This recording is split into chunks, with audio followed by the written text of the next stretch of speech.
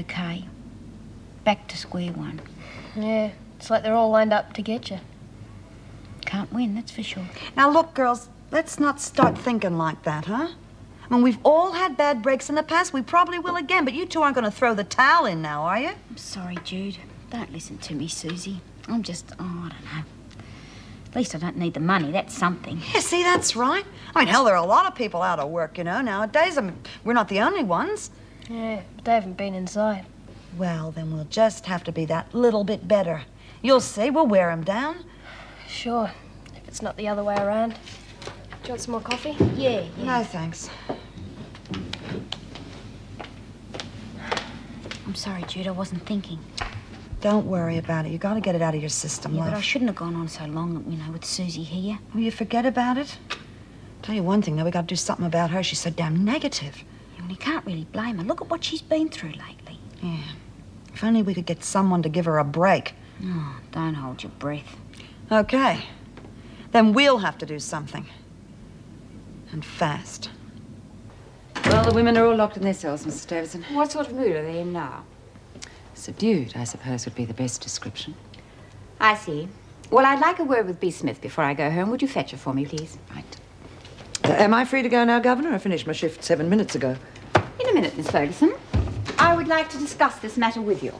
Oh? In view of what has happened, I think it might be a good idea if you were to relax your authority a little. Don't push the women too hard. Is this an official reprimand? I just want to avoid any further trouble, that is all. Even if it means ignoring infringements of the rules? Of course not. I was referring to your relationship with the women. After an episode such as this, it is obvious that something is wrong, and it is my job to find out what it is. With all due respect, Governor, I don't see myself here to win any popularity contest. No one is suggesting that you are. Governor, I make the women toe the line. They resent that. It's to be expected, but it shows that I'm doing my job. That's why they staged this little strike of theirs. The fact that it didn't come off and I haven't been shown the door is probably the best lesson they'll ever learn. Miss Ferguson, no one is questioning your efficiency. As I said before, I just want to avoid any further trouble. So do I. So it's up to the women then, isn't it? Coffee? Yes, thanks. Oh, I never thought I'd be so glad to see a chair. It toughened the old legs, wasn't it? Oh, it certainly was. I know you don't like the way Joan handles the women.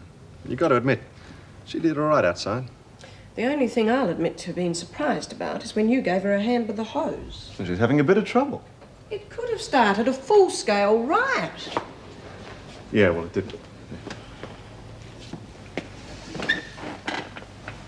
Well, don't you think you're being a bit tough on her? It's because of the way she treats the women. They did what they did. They were desperate. I'll admit she's tough, but she gets results. Bashing Chrissy Latham insensible is hardly the sort of results we need. Oh, come on. She was provoked. Steve, we've all been provoked at one time or another. That's routine for a prison officer. Well, what about Colleen and Carol Lewis? I mean, Colleen's daughter is raped and kidnapped. Now, you could call that provocation, but did Colleen go around bashing the living daylights out of Carol? I mean, did she? That's different. The only difference is that Colleen showed restraint and acted like a professional. And don't think for 1 minute, because the women came inside tonight, that everything's going to be all right. Far from it. They were really humiliated. It'll make them more determined than ever. And the worst thing is that Joan feels that she's been vindicated. And that'll make things even more dangerous. For everyone. Why don't you two go to bed now? I mean, we're only going to get more depressed if we sit around here any longer, and we'll all feel better in the morning. Now, come on, move it. Yeah, I'm buggered. Jude's right. Come on. Good night, love. Good night. Pleasant dreams.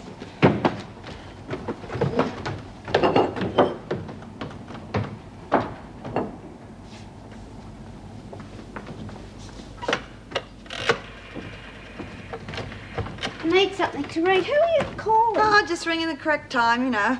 Oh, God, if we just got the phone on to ring the time, why'd we bother? Right. Why don't you try dial a prayer? We need one. Yeah. Hello. Sorry. Dunkeld. Well, I'm not sure. It's a chicken farm. Huh? A chicken, yeah. Chooks. Slater. Joanne Slater. Futile and stupid. That is the only way to describe your strike against Officer Ferguson. Try justified and overdue. Don't be insolent. Taking matters into your own hands won't solve anything. I told you if you have any legitimate grievances regarding Officer Ferguson, you were to bring them to me. Yeah, and I told you. We came to you before and got nowhere. Specific charges, Smith. Details, witnesses. Well, I can't see the point. She's conned the lot of you. no one is conning anyone, and I can't see the point in trying to deal with vague allegations. There is nothing vague about a bruised head and 2 cracked ribs. Ask Chrissy Latham. Latham attacked Officer Ferguson. Well, that should tell you something. Do you have anything further to offer? No. Then can I assume that things will return to normal and that we may even expect some cooperation from you and the other women? You can assume it. Can I have your assurance? Oh, we were beaten. Can't deny that. And we all learned a lesson from it. And you can bet it won't happen again.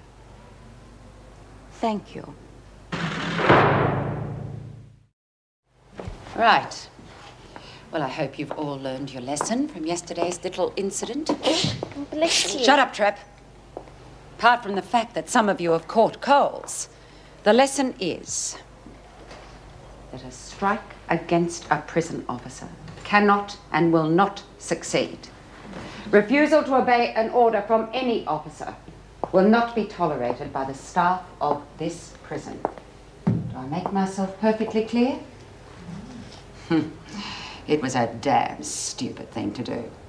And because of it, you've lost privileges for the week. Oh. Now get off to the showers. Quietly and quickly. Where's Bea, have you heard? Haven't heard a thing. Cool. Pal dragged her off last night, just as soon as we'd changed into our dry clothes. She's probably in the pound, you know. Maybe. I just hope that old Fergo hasn't got hold of her. What do you think? Same as I told Steve last night. It's not over yet.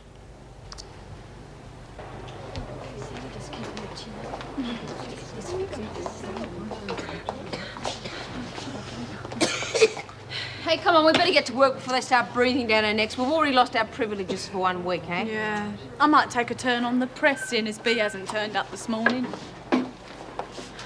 Oh, where you been? We've been worried about you. No, Lizzie, I'm okay. Hey, you don't sound too good, though. Get on with your work, Lizzie. Come along, everyone.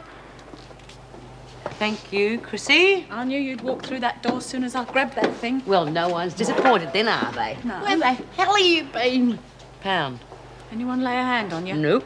Well, come on, is that all? I've been worried sick about you. Spoke to Davo last night. Yeah? What did she have to say? Oh, ticked us off and wanted me to promise that we'd behave ourselves in future.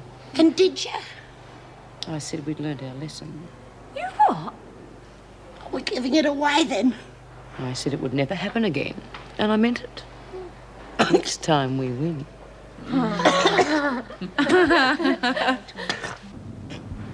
Hey, Doreen, look who's here. Joanne, Hi, Doreen. what are you doing here? Well, Judy rang me up about Susie. Uh-huh. Have a seat. Susie won't be long. She's just gone shopping. Oh, right. Would you like a cup of tea or coffee, Joe? Oh, yeah. Coffee sounds nice, thanks. A white one. Okay. Well, I'm certainly glad you're here. I mean, things haven't been going very well for Susie. Yeah, after what you said on the phone, it sounds terrible. All she's been through. Yeah, and she's such a good kid. It's just that things seem to happen to her, you know, one bad break after another. Now she's lost all her confidence, all her self-respect. I think she just figures, you know, what the hell, why should she even bother? She's got to listen to me. Yeah, I hope so.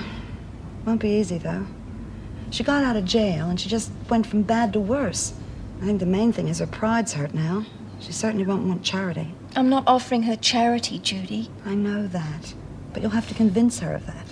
Oh, I hope I can. I mean, if she doesn't come with me, what else has she got? Nothing. That's the worry.